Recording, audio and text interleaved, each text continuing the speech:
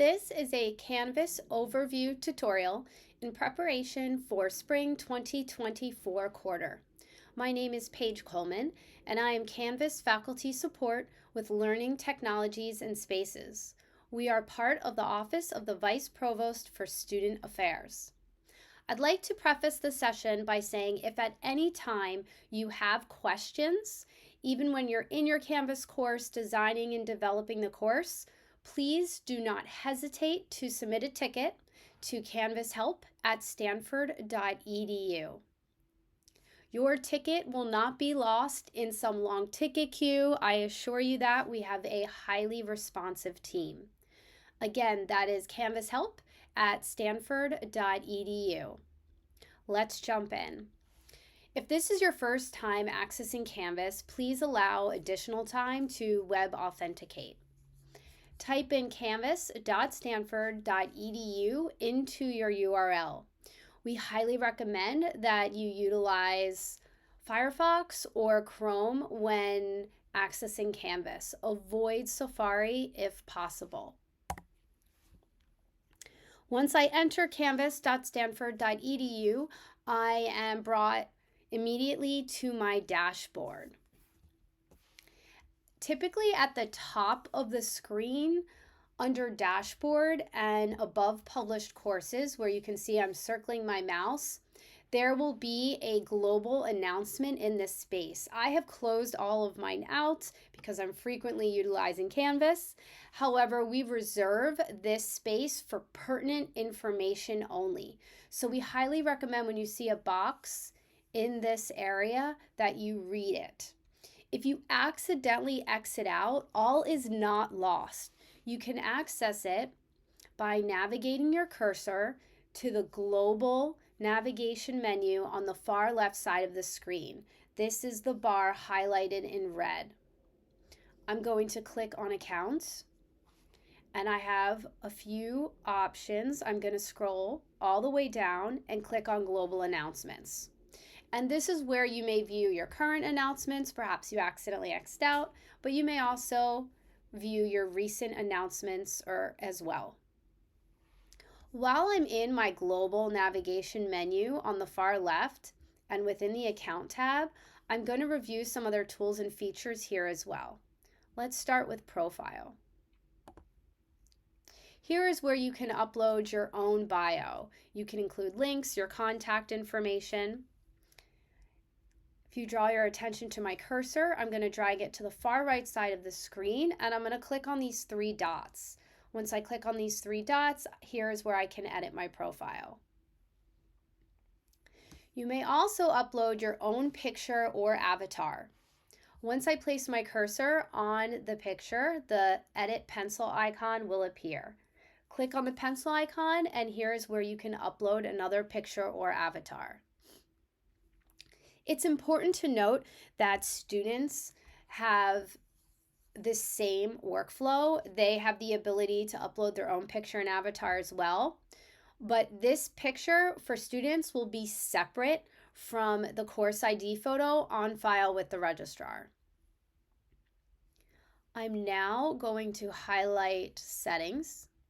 I'm going to click on Settings, and if you draw your attention to the right side of the screen under Ways to Contact, as you can see, my email address is my Stanford email address. As a best practice, we highly recommend that your default way to contact remains your Stanford email address. If it is not the Stanford by default, this could create a barrier to entry for other tools within Canvas. For instance, Zoom and even Collaborations, which is synced to your Stanford Gmail account. You may click Add Email Address and add other email addresses and phone number even. However, you would denote default by highlighting the star. I'm now going to draw my cursor back to the left side, and I'm going to click on Notifications. Whenever you see these bars appear at the top of the screen with the eye inside the bar for information, this bar may also be yellow, red, or orange, depending on the tool you're currently viewing. We highly recommend that you read the content within this information bar prior to Xing it out. Now, if you are going to communicate with students through Canvas, please make them aware. This way, they will drill down into their notification settings for your course, and they will set their notification preferences. You can make students aware through Canvas, and you can also include this in your syllabus. I'm going to scroll down. For instance, as an example within announcements, if I click on the bell, these are the options available to you to set the frequency with which you'd like to receive notifications for a particular tool or feature. I am now going to navigate back to the global menu and click on Dashboard. Now, all courses by default are unpublished. So my published courses are at the top of the page, but if you scroll all the way down, here lies your unpublished courses. If you still do not see your course, please contact your department administrator or the registrar. We pull information from Access, so if you are scheduled to teach a particular course, a course card, a Canvas course card representing that course will appear on your dashboard. The same applies to students. If students are enrolled in your course, your specific course card will appear on their dashboard. You also have different views on your dashboard. For instance, dashboard, if you draw your attention to the top of the screen and then look to the right next to view all courses, if you click these three dots, there's also a list view. We found that students are also very comfortable with the list view as well. However, I'm going to click on the three dots again, and I'm going to navigate back to the card view. The absolute last thing you should do is publish your course when it is student-facing ready, and I will highlight that workflow at the very end of this overview tutorial. Now, for the purpose of highlighting tools and features, I'm going to navigate to my unpublished Canvas overview session course. Once I enter my course, I'm immediately taken to the syllabus view. This is the default view. And we highly recommend, as a best practice, the first thing you do is upload your syllabus. Whenever you have a Canvas course or an external website, utilizing this tool in Canvas will help both prospective and enrolled students access course information. And one thing I would like to mention here is that we did conduct student interviews and student surveys, which told us much about the student experience in Canvas. And students communicated they experienced frustration when their syllabi weren't in places they expected, such as the syllabus tool in Canvas, and that students wish that instructors use Canvas in a more consistent way for the student experience. There's also one exception with the syllabus tool, is when you add content within this tool, it feeds out to syllabus.stanford.edu. So it is then accessible to all authenticated Stanford users. And this is the only exception. Whenever you add content to files, announcements, discussions, it is only visible to the students enrolled in your course. Now, within this information box, it does say if you aren't ready for this to feed out directly to syllabus.stanford.edu, you can click on this link and learn how to restrict the visibility further. But for the purpose of highlighting how you're going to add a syllabus, I am going to model that workflow now. So you can add a single file only by clicking on the rectangular add a single file only blue box. And this will upload the document directly from your desktop if you click the radial button My Computer. However, you could also click the radial button My Course Files. And I just want to mention the distinction here. My course files will take your document directly from files, and we will review that second best practice after we review syllabus. However, I'm going to cancel out of this box, and then I'd like to mention that the edit pencil icon at the top right is the same as the edit pencil icon next to the add single file only prompt. I'm going to click the edit pencil icon, and I'm going to highlight the workflow through this prompt. Once I click the edit pencil icon, this rich content editor box appears. We refer to this as the RCE box, and this box remains consistent amongst other tools and features within Canvas. I have all these options available to me at the top of the screen.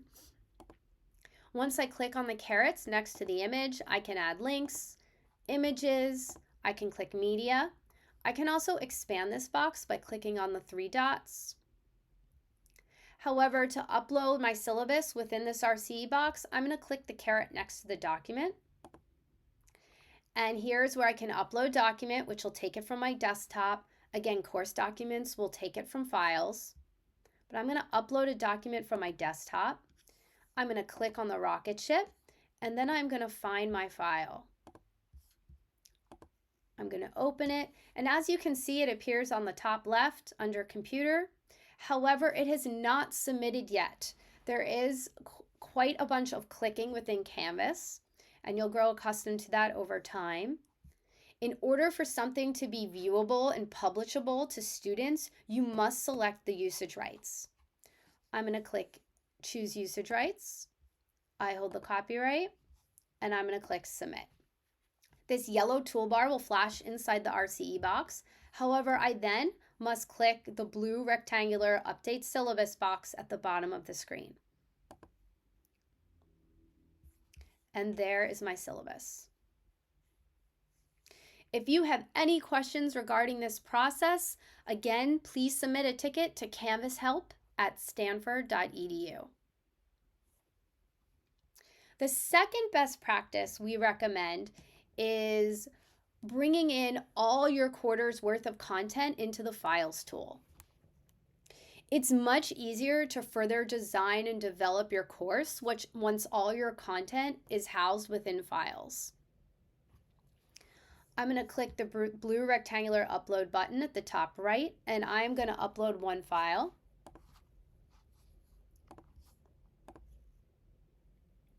And as you can see, this red exclamation appeared in the circle, which is prompting me to select my usage rights for this particular file. So I'm going to click it.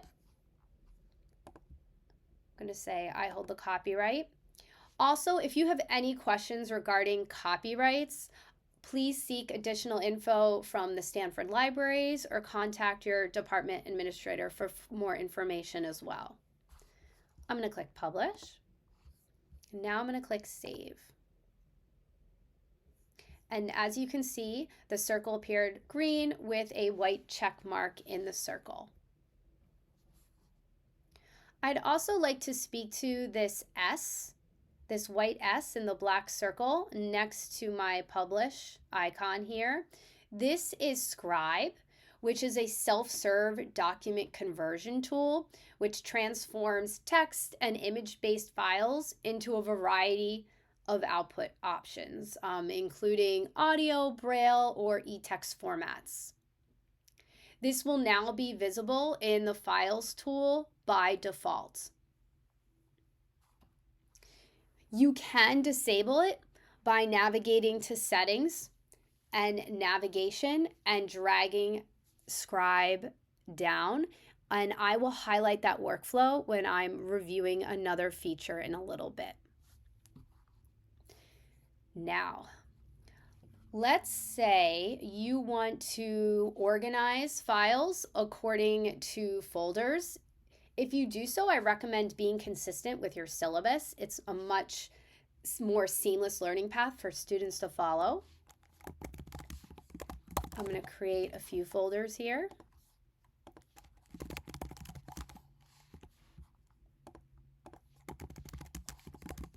Regarding naming conventions, We highly recommend that you do not utilize dates. For if you're going to import course content from one quarter's worth of course to another, all those dates will roll over and they'll no longer apply or be relevant. So you'll be creating a lot of extra work for yourself by having to go in and edit all those dates. So we recommend you utilize weeks, units, themes, project title names, but please avoid dates. Okay. You may be thinking to yourself, if I'm going to bring over all this content into the files tool for an entire quarter, and I have to set the usage rights for every file, that's going to be quite time consuming. But there is a hack here. However, before I highlight that hack, let me upload a few documents. Okay, now the hack. If you are on a Mac, press Command A. If you are on a PC, press Control A. And as you can see, the entire screen highlighted in blue and a toolbar appeared at the top of the screen. This allows for bulk functionality. So for instance, I am placing my cursor over the circle with a C in it for Manage Usage Rights. And if I click on it, this will allow me to set my usage rights for all the files I highlighted in blue. This will save you much time. I can also delete content according to bulk. I can move content around. I can download all the content as a zip in a CSV file.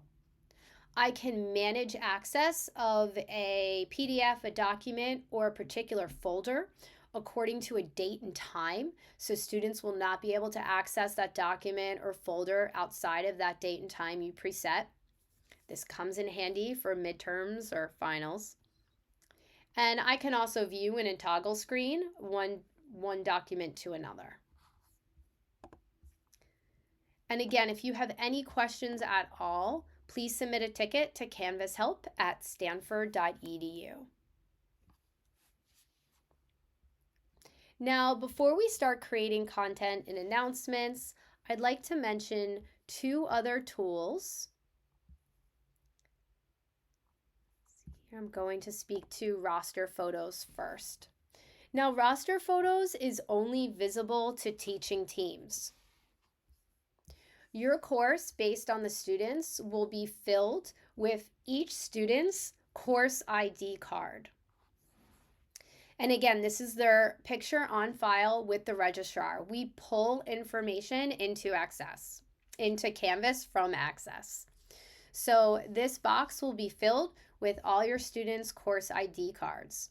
Now, students have the ability to go to Access and record their name pronunciation and select their preferred pronouns. And all that info will get pulled into their course ID card. Once you click on the student's course ID card within the Roster Photos tool, you'll be able to listen to their name pronunciation and view their preferred pronouns if the students went to Access and recorded and selected. So it's a fabulous way to familiarize yourself with the students in your course. You can also print these cards if you select name only or photo only. We've known in the past, especially for large lectures, that TAs and instructors have printed this view, and it really helps them familiarize themselves with the entire class. We also recommend within the Roster Photos tool on the far right that you download the roster. At any given time, there could be a lag in notifications being sent out from Canvas. For instance, if you created an announcement, deployed the announcement, and you yourself didn't receive a notification, the announcement most likely did not successfully deploy. So in case of an emergency, if you've downloaded the roster, you have a CSV file of the student's name and email address, and this way you can send an email or contact them externally from Canvas. We also recommend downloading the roster when the class begins, but right after the add drop period, so it's an accurate list. I'm now going to navigate to the People tool.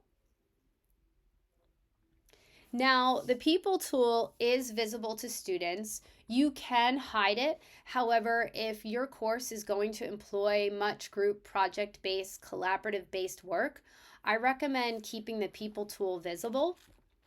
However, students are only going to see each other's name, section, and role. It is important to note here that the people tool is not visible if you have an observer, librarian, course content share, or reviewer role. Moving on now, let's create an announcement. To create an announcement, you're going to click the Add Announcement blue rectangular box on the right side of the screen.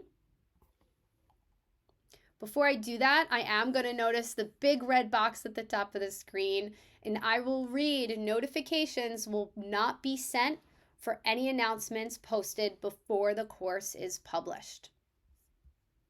And I'm going to show you how you can get around that if you want to create your announcements before the course begins. First, let's give the announcement a title. Welcome to Spring 2024. You must also have content in the RCE box. I'm now going to scroll down. And if I want to create these announcements before the course begins, or maybe I just want to get in the habit of setting a date and time to deploy, under options, I can click delay posting, and then I can select a specific date and time that I would like this announcement to deploy. It's also a good habit to adjust to, especially if you're waiting on other content to add to announcement or you're just not 100% sure yet. It gives you time to go back and edit the announcement. I'm going to scroll down and I'm going to click Save. It's also good to get into the habit of wherever you're creating content in Canvas to always scroll down and make sure you don't have to click Save or Save and Publish.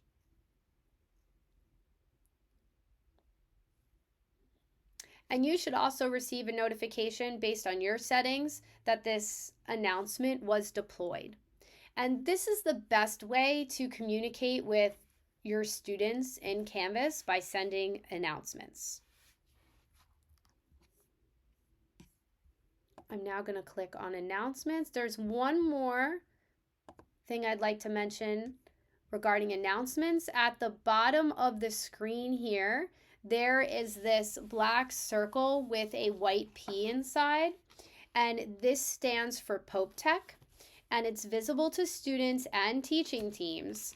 And Pope Tech is an accessibility guide. So it's used to identify and resolve accessibility issues, and it will consistently appear next to the Cancel Publish or Cancel Save Publish button whenever you're creating new content in the RCE. I'm now going to move on to discussions. I'm going to click Add Discussion in the blue rectangular box. Discussions are a great tool for students to share files with each other. They can't do that through assignments. When work is collected through assignments, that's only visible to the teaching teams. So again, this is a great place where students can share files with each other.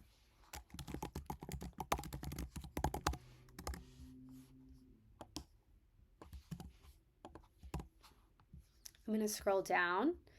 You have all these options. You can post the discussion to specific sections. You can attach files here. One feature I do like about the discussions tool is that you can select discussions to be graded. So it's a great way to also gauge participation in the class and also motivate. Whenever you select something to be graded in Canvas, a column will appear in the gradebook, and I'll highlight that in a little bit. You can assign this graded discussion points, or perhaps you want to display grade as simply complete and complete. And while you're building out content, I'm not going to review every single option available to you here, but please take the time to read through. And I'm going to click Save and Publish.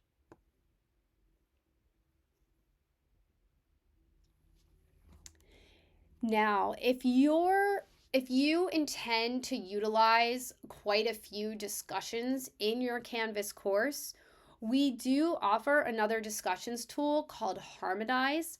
It is available by default, and it's a much more robust discussion platform. And I'm going to show you how to make that available in your course. So when I say a tool is available by default, it should appear in the left-hand column amongst all your tool options. However, I do not see Harmonize here. So I'm going to scroll down. I'm going to click on Settings. And now at the very top of the screen where I see these tabs, Course Details, Sections, I'm going to click on Navigation. And as you can see, these tools here mirror the tools on the left. But I'm going to scroll down, and here's where I have other tools that need to be enabled for the course. And this is where I find Harmonize. So I'm going to take Harmonize and I'm going to drag and drop it up. And I'm going to place it under Discussions. Now, if you recall, when I was reviewing files, I spoke to Scribe, and I mentioned if you don't want Scribe to be viewable in files, you can also de-enable it, disable it. So I am going to drag Scribe all the way down to the bottom here to disable it. So I've enabled Harmonize and I disabled Scribe. When you are drag and dropping content above and below, please do not forget to scroll down and click Save. If you don't, your work will not be saved and you'll have to do it all over again.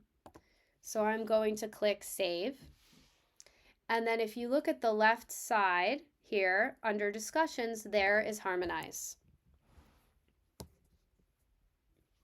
Now, as I mentioned, it's a much more robust discussion tool. I don't have the time to delve into it fully today, but within this tool, students can upload multiple types of files directly within posts. They can easily record audio and video comments. Students and instructors can also annotate on posts. They can collect and grade in here as well. And Harmonize is fully integrated with SpeedGrader, which I'm going to review when I'm in assignments. If you'd like more informational material, please submit a ticket to canvashelp@stanford.edu. We can also direct you to a Harmonize Canvas Sandbox course to play around with as well. Before I move on to assignments, I do want to mention Ed Discussions. Ed Discussion is a question and answer tool. Many are familiar with Piazza. Even if you are familiar with Piazza, we do recommend taking a look at Ed Discussions. It's an online communication tool used to facilitate asynchronous and synchronous discussions in a course. I'm now going to navigate back to my Canvas course, and we are going to delve into assignments. Assignments is where you create content to collect work from students. I'm going to click on the blue rectangular assignment box at the top right, and I'm going to give this assignment a name. Right now, I'm going to build out the assignment, and I'm going to highlight the entire workflow from creating the assignment to where the student will submit work to the assignment, and then the instructor, someone in the teaching team, grades.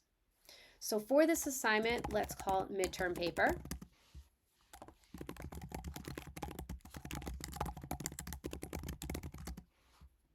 I'm going to scroll down. I'm going to keep this set as points for display grade as. However, when I click on the caret, these are my options. Let's give it 50 points.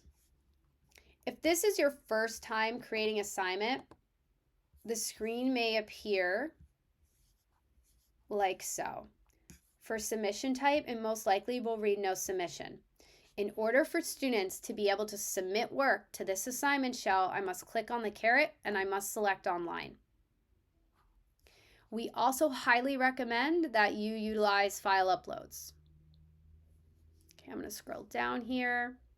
I can assign it to everyone, individuals. We also recommend whenever you're creating content with due dates that you select a due date. This way on the student dashboard, that due date will appear on their to-do list on the right side of the screen, and it's a fabulous reminder for students. I'm going to create a due date, 9 p.m. So when I just select a due date, this means students can click on and open this assignment shell at any time, and they can also submit work after the due date. It'll just appear late in the gradebook. However, because this is my midterm paper, I'm going to take it a step further and lock it down by completing available from and until.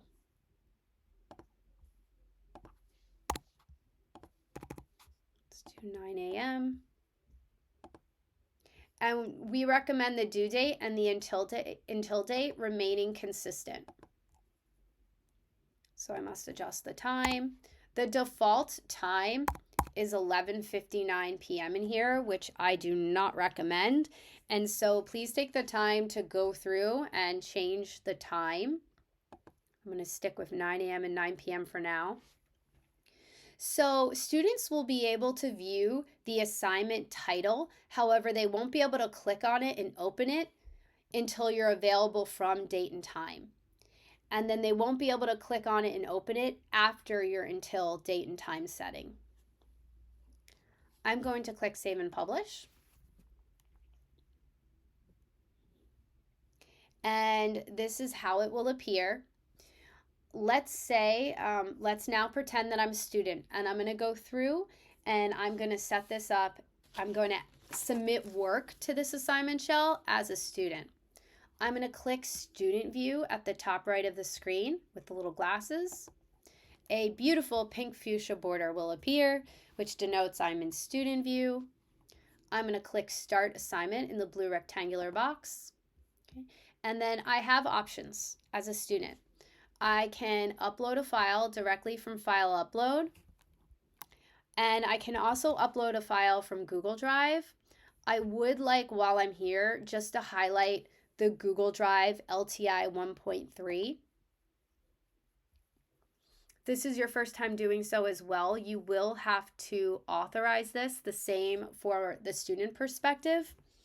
So students and instructors have the ability to sync the Google Drive LTI 1.3. It does have better usability and security. Students will be able to use their Google assignments to attach files from their Google Drive to any file upload assignment. Again, when I was creating the assignment shell, I was highlighting how I selected file upload. They can still attach hard drive files, which I'm going to highlight through file upload, if they don't have a Google account. Instructors can also use the Google integration to create Google assignments or collaborations. And instructors will be able to use it to add files from their Google Drive to modules or anything within the rich content editor, such as announcements or even pages. Note here, though, that when sharing from your Google Drive, the permissions of the shared files are changed to allow it to be viewed by all who have the link. And again, if you have any questions at all regarding Google assignments, please submit a ticket to canvashelp@stanford.edu. Now, back to me being a student. I am going to upload a file for this midterm paper to this assignment shell. I'm going to click Upload File. I'm going to choose the file. I'm going to add it. I'm going to even tag it here and click Submit Assignment. And from the student perspective, I can see that it was submitted successfully, the date and time, and the submission details being the actual midterm, the actual file that I submitted. I'm now going to click Leave Student View.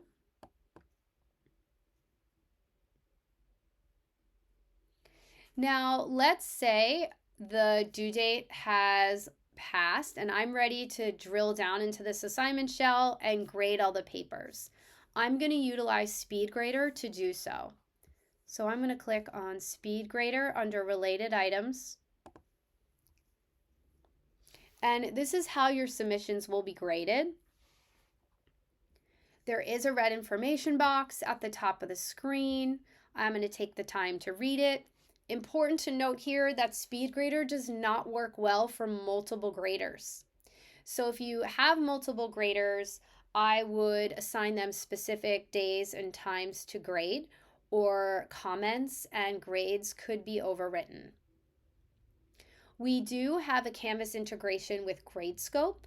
Gradescope is another grading tool which has very robust rubrics. It's also commonly used in STEM courses. So if you're interested in learning more about Gradescope, please submit a ticket to canvashelp@stanford.edu. I'm going to X out this box. Now within SpeedGrader, you can comment directly in line text. You can highlight content. You can also cross content out. It's just very easy to grade and annotate in line. Now, if you draw your attention to the white toolbar on the right side of the screen, I can also add comments.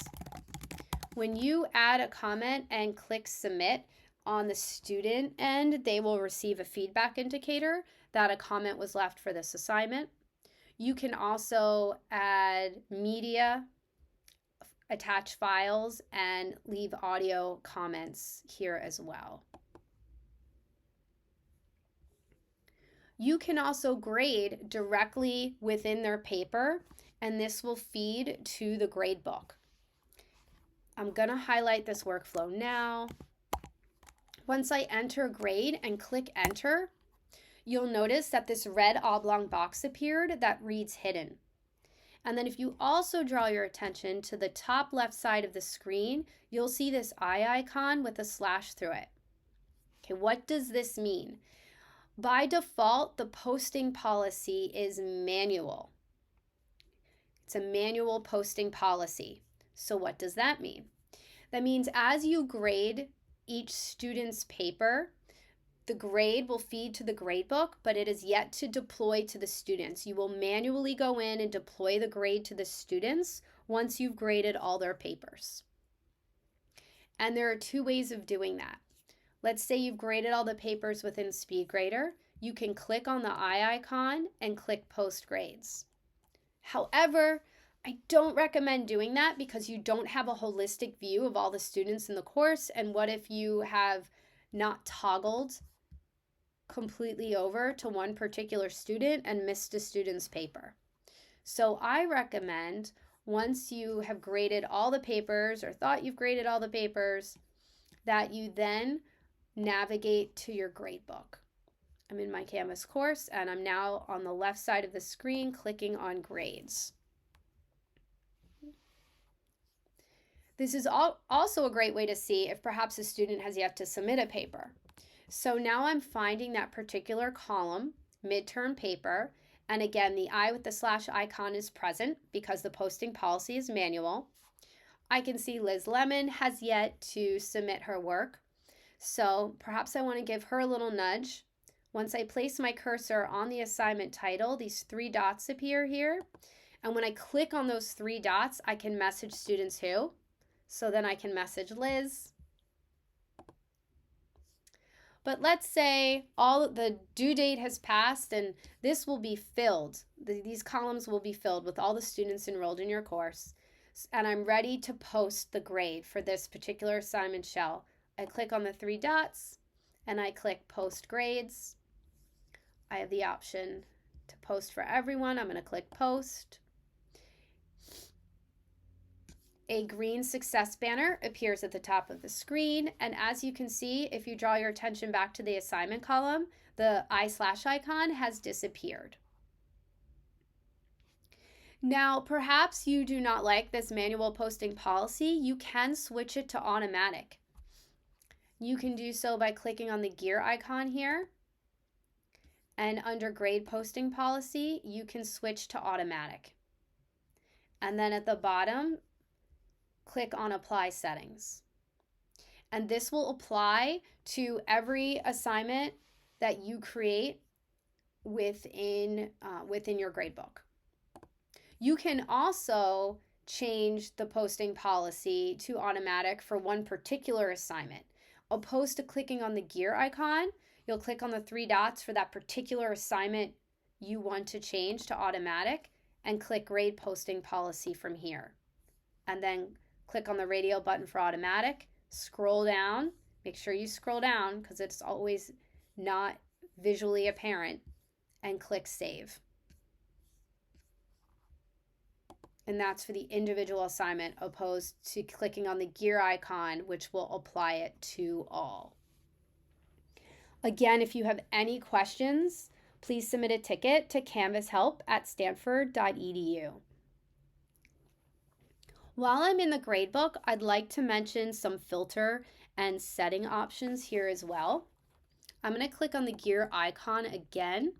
You can set your late policies, grading posting policies. You have advanced options here, and you can also click on view options. So please take the time to look at the gradebook settings and set these settings prior to the course beginning. Again, don't forget to scroll down and click apply settings. If you draw your attention to the left side of the screen, you can also click on apply filters, and you can drill down according to these options here and select your filters. For instance, status, late, resubmitted, dropped, excused, and submissions.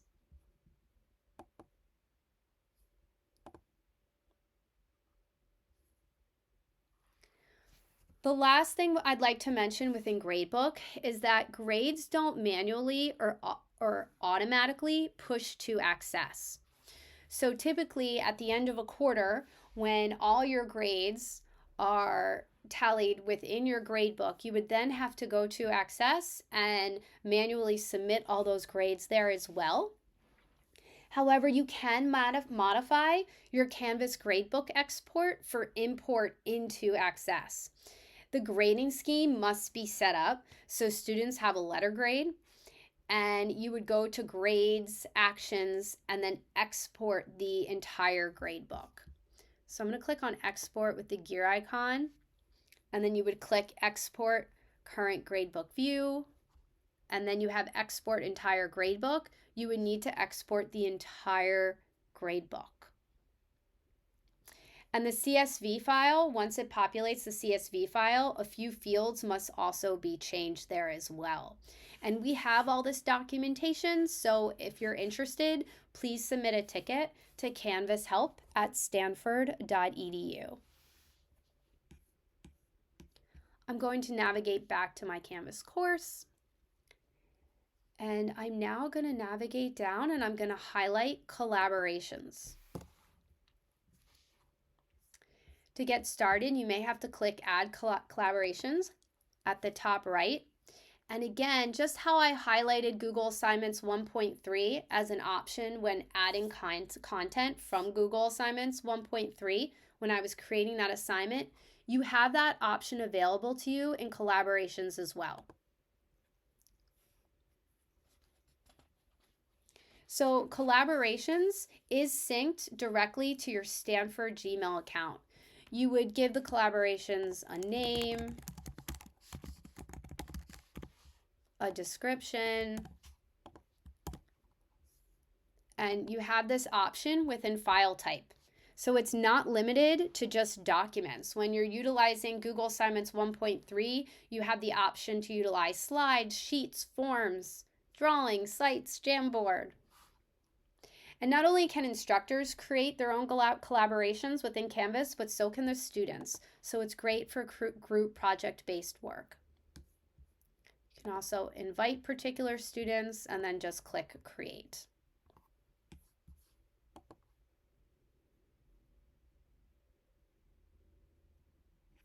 This will take a few seconds. And here it is. Here's your Google Doc.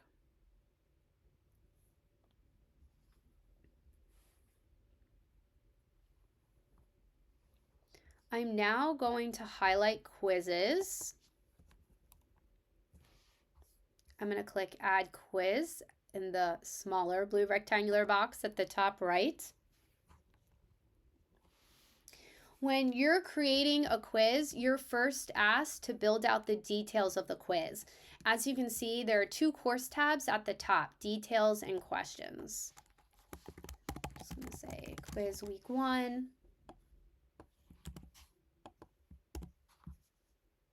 And then you'll scroll down and you'll select your preferences for this particular quiz. Due to time, I'm not going to go through every single aspect, so please take the time to read through your options. When I select quiz type, these are the options available to you: practice graded, quiz, graded survey, ungraded survey. Once you create the details and save the details, you then click on the questions tab at the top, and then you start building out your questions. Again, any questions regarding quizzes, please submit a ticket to canvashelp@stanford.edu.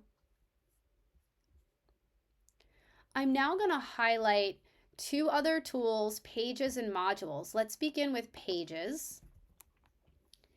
Once you have designed or once you have uploaded all your content into your Canvas course shell, you can take it a step further opposed to just putting your content in files and individually building out assignments and discussions. You can design and develop according to pages or modules. So I'm going to create a page. And you can create a page for a project. You could create a page for an entire week. And you would then simply put all that content for that week or unit within this page and within the RCE box. Regarding options, we highly recommend that you select only teachers and that you do not select teachers and students. If you do select teachers and students, it will serve more as a wiki-like page, and work could accidentally be overwritten or deleted. So we recommend keeping it at only teachers. You can also click this calendar icon and select a specific day and time for the page to be published. And when I scroll down and click Save, if you notice I can't select Save and Publish, it's grayed out because I already selected a Publish at day and time. I'm going to click Save, and then I'm reminded at the top here with the calendar icon when this page will publish. And again, you could just create a page for a project, or you could put an entire week's worth of work or units worth of work in one particular page. I'm now going to highlight another way to design and develop your course, which would be modules.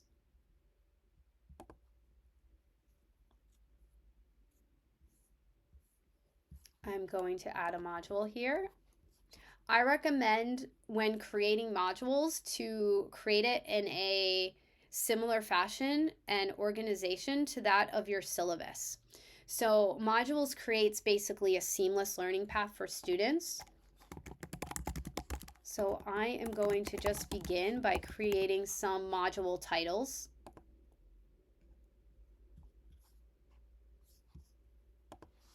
I'm going to delete the Harmonize module. As you can see, I did so by clicking on the three dots, and I'm going to keep here adding a module and building out my seamless learning path consistent with my syllabus. As you can see, while I'm doing this, I can also set prerequisites. Okay. Now let's say I want to add content directly within the module.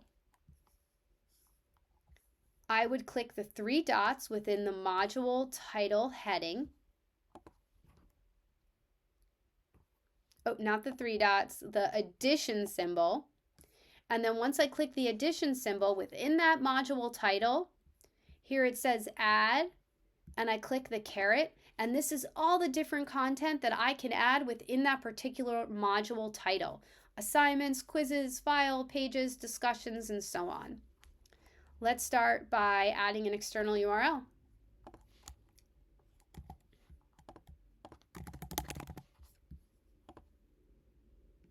And as you can see, it's denoted by the link icon. Let's say in this welcome title, I'd also like to add a file. I'm going to add my syllabus.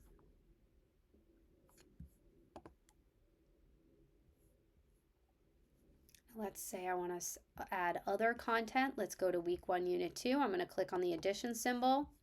Let's say I want to add an assignment. Okay, but that assignment I had yet to create. So as you can see here, if you had already created that assignment, it would have been much easier to just bring it into my seamless learning path within modules.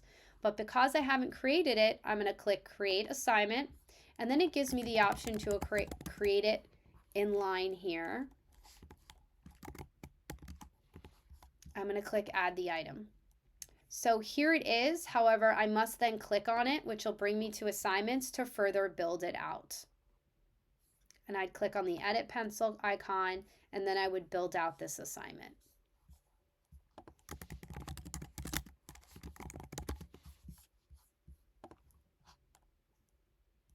And then I would navigate back to modules. So it's much easier once the content's already been created. I'm going to now add a discussion. How was winter break?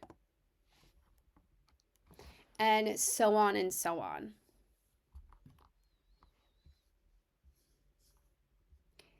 Now, just because content is published within a module doesn't mean it's visible to students, especially if the module title itself isn't published. So make sure you go through and ensure that what you want visible and viewable is published. And you have these options available to you for what you would like to publish within the module and what you would not.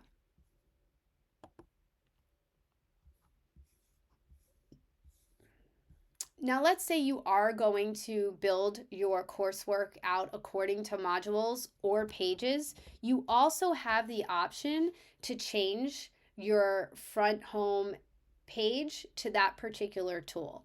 So I'm going to navigate to home.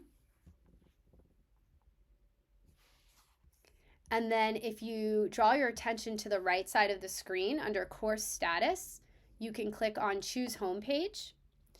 And as you can see, the default, as mentioned, is syllabus, but you can change that to course modules or pages. And you must select a pages front page prior to selecting pages as your course homepage. However, I'm going to select the radio button for modules. So this will now be the default view. So as soon as students enter my course, they're going to see modules. You could also take it a step further. If you're going to integrate all your assignments, discussions, pages, other activities, collaborations into modules, you can clean up this menu bar on the left by hiding a lot of these tools and features on the left, so students aren't clicking around and they're just focused on your learning path, navigating through your learning path. And as I highlighted that earlier, you would click on settings, navigation. For instance, when we disabled Scribe and enabled Harmonize, and then you would just drag and drop tools below that you don't want students to see because you're building into your modules. Again, do not forget to scroll down and to click Save.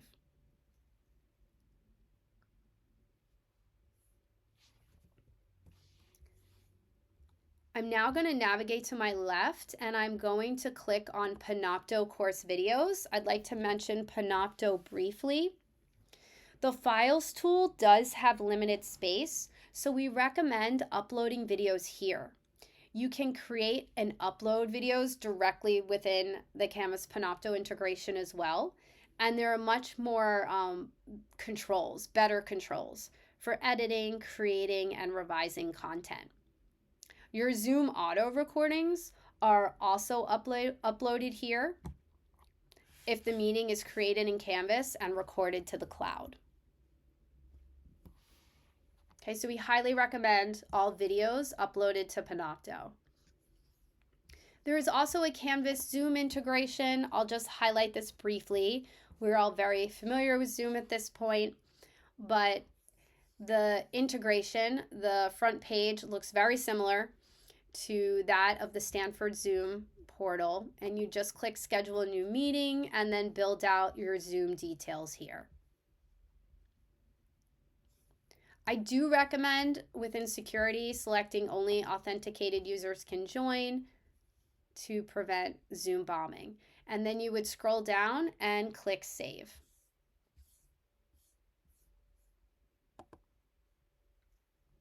We do have two other integrated tools. Poll Everywhere is available by request at Canvas Help at stanford.edu, and Slack is available by default. So if I navigate to settings, navigation, and I look for Slack, I can drag and drop Slack up, scroll down, and click save.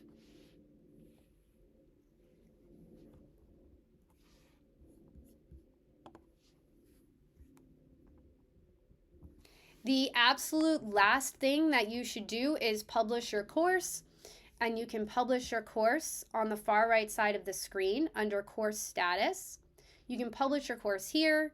Publish course is also visible when you're in settings. You can publish course here. I recommend publishing the course while you're in the course. However, there's also a publish button for your course on your dashboard right here. I like publishing the course while I'm in the course, so I'm going to publish course. And this will highlight, this will become a green box, and then you'll have that green success banner at the top of the screen.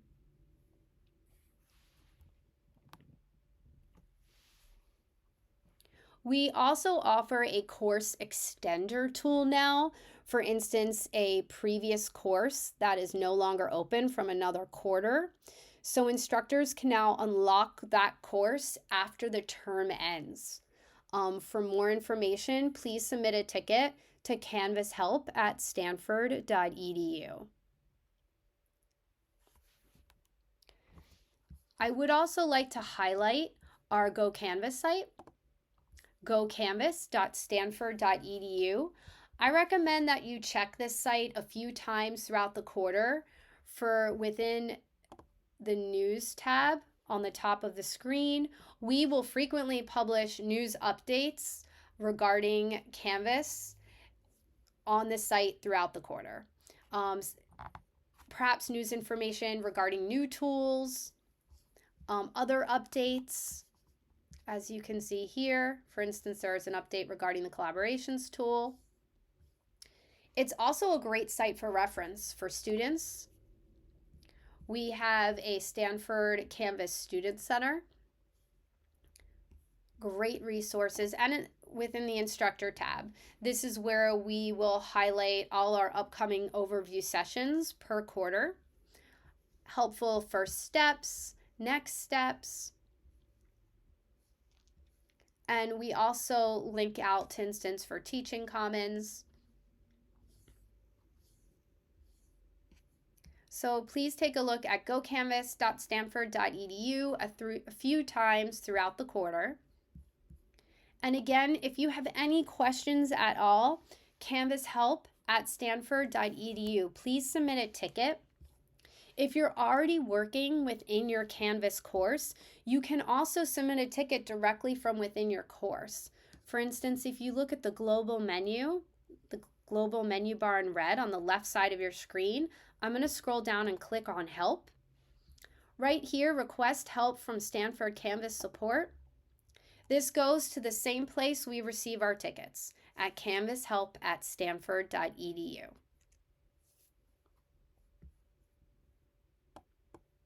This sums up our Spring 2024 Canvas overview session. I hope you found this helpful, and I hope you have a lovely Spring 2024 quarter.